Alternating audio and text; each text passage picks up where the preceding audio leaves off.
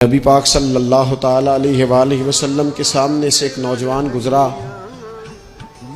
तो कुछ लोगों ने कहा, या रसूल अल्लाह सल्लल्लाहु ताला अलैहि वसल्लम, ये माल कमाने के लिए जा रहा है, काश ये अल्लाह के रास्ते में जिहाद के लिए सफ़र करता।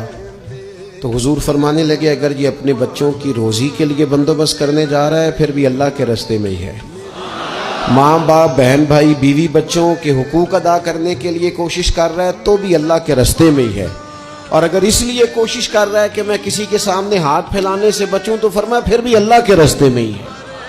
मेहनत करें, जद्दोजहद करें, सहारे ना तलाश करें और अपनी जिंदगी इस तरह की मेहनत वाली बनाएं कि आप थक जाएं। शाम को एक लंबी तादाद है लोगों की जो काम नहीं करती, कोशिश नहीं करती, तगोदो नहीं करती। कोई भी, आप किसी शोबे से भी वाबस्ता है, बजाय इसके कि दूसरे शोबे को ठीक करने की कोशिश की जाए, हम जिस शोबे में हैं हम उस शोबे में मेहनत करें, कोशिश करें। मैं इस नतीजे पे पहुंचा हूं कि जो टाइम इंसान बचाता है ना आराम के लिए, उस टाइम में बेपनाह सुस्ती उसे घेर लेती।